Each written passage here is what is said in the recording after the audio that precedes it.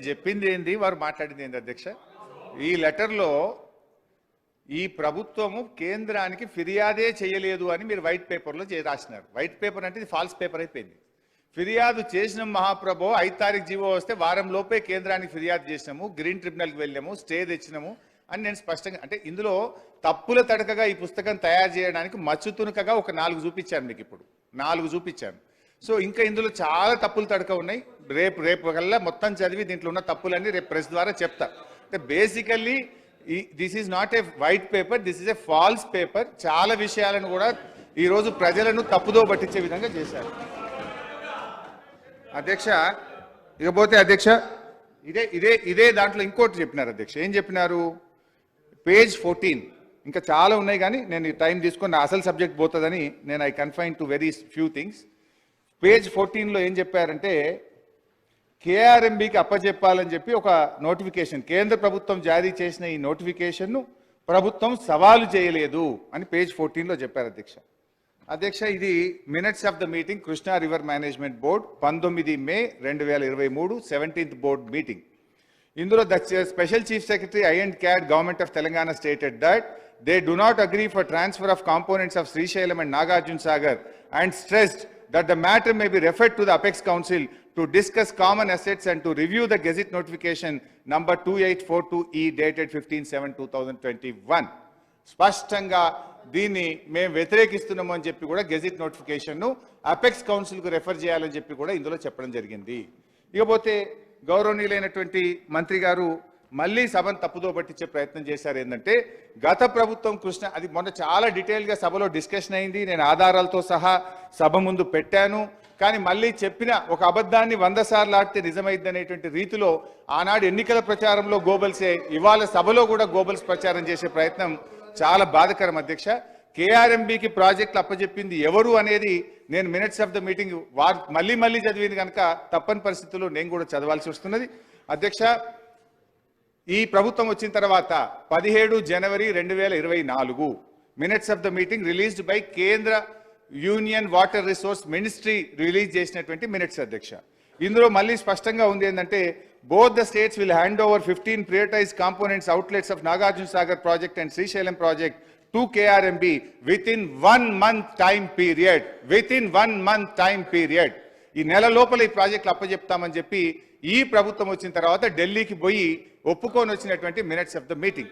Speaker sir, పదే హరీష్ రావు గారి విషయంలో హౌస్ ని మిస్లీడ్ చేసి మరి అసత్యాలు పలుకుతున్నారు. నేను పోయినసారి కూడా చెప్పిన ఆ minutes of the meeting Telangana government తరఫు నుంచి ఎవరు సైన్ చేయలేదు. అది కేంద్ర ప్రభుత్వం ఇష్యూ చేస్తే అందులో మీరు మొదటి భాగం చదవండి. తెలంగాణ సెక్రటరీ ఆ విషయాన్ని వ్యతిరేకించినని చెప్పి ఆ ఫస్ట్ పేరా చదవండి. అదేవిధంగా దయచేసి మీరు ఈ సభ యొక్క సార్థకత తగ్గించొద్దు. ఈ ప్రభుత్వము శాసనసభలో ఈ ప్రాజెక్టులు కృష్ణా నదికి అప్పచెప్పము అని ఇచ్చిన స్టేట్మెంట్ తర్వాత మళ్ళీ మీరు మాట్లాడడం ఇది సరికాదు అధ్యక్ష. వైట్ పేపర్లో 10 చోట్ల వీళ్ళు మా ప్రభుత్వం అప్పచెప్పిందని మా మీద బురద జల్లే ప్రయత్నం చేసిండ్రు. నేను ఒకవేళ మేము అప్పచెప్పే ఉంటే మీరు ఆ మినిట్స్ ఆఫ్ ద మీటింగ్ మేము సంతకం పెట్టలేదు అన్నారు. ఆ minutes of the meeting me secretary పోలేదా, మీ ఈఎన్సీ పోలేదా? నంబర్ 1. నంబర్ 2, దాన్ని ఆ మినిట్స్ ఆఫ్ ద మీటింగ్ అన్ని పత్రికల్లో వచ్చిన తర్వాత తెల్లారి మీరు ఖండించాలన్నా వద్దా? ఏ రోజు ఖండించింది మీరు? 18వ తారీఖు నాడు పత్రికల్లో వార్తలు వస్తే ప్రధాన ప్రతిపక్షంగా మేమందరం గొంతెత్తి ఈ ప్రాజెక్టులు అప్పచెప్తున్నారు, తెలంగాణకు అన్యాయం జరుగుతుందని మేము ప్రశ్నిస్తే 27 జనవరి నాడు మీ సెక్రటరీ గారు ఢిల్లీకి ఉత్తరం రాసినారు. 17వ తారీఖు నాడు మీటింగ్ జరిగితే 10 రోజులు మీరు నిద్రపోయారా? మేము బయటకు వచ్చి ప్రశ్నించి ప్రాజెక్టులు అప్పచెప్తున్నారని గొంతెత్తుకొని మేము పోరాటానికి బయలుదేరితే 27వ తారీఖు నాడు మీరు కేంద్ర ప్రభుత్వానికి ఆ మినిట్స్ తప్పు అని ఉత్తరం రాశారు. పోనీ రాశారు, దీనికి కట్టుబడి ఉన్నారా అంటే అధ్యక్ష మళ్ళీ 1 ఫిబ్రవరి నాడు మీటింగ్ జరిగితే అందులో కూడా మళ్ళీ ఒప్పుకొని వచ్చిండ్రు. మొన్న నేను వీడియోతో సహా 1 ఫిబ్రవరి మినిట్స్ అధ్యక్ష, when all the outlets are handed over to KRMB, these will be under the control of KRMB and will be manned by staff from both the states in equal proportion. This staff will report to KRMB through their salary and other benefits will be paid to the respective state governments. అంటే స్పష్టంగా మేము అప్పచెప్తున్నామని రెండవసారి చెప్పారు. బయటకు వచ్చిన తర్వాత ఆంధ్రప్రదేశ్ తెలంగాణ ఈఎన్సీలు మేము అప్పచెప్పాలని నిర్ణయం తీసుకున్నామని చెప్పి కూడా చాలా స్పష్టంగా అందులో చెప్పిన విషయాన్ని మీ ద్వారా తెలియజేస్తున్న అధ్యక్ష. ఇన్ఫాక్ట్ ఇంకో విషయాన్ని కూడా మంత్రి గారు తన వైట్ పేపర్లో ఒక పొరపాటుగా ఏం చెప్పినారంటే గత ప్రభుత్వమే అప్పచెప్పే ప్రయత్నం చేసింది 16 KRMBలో అని.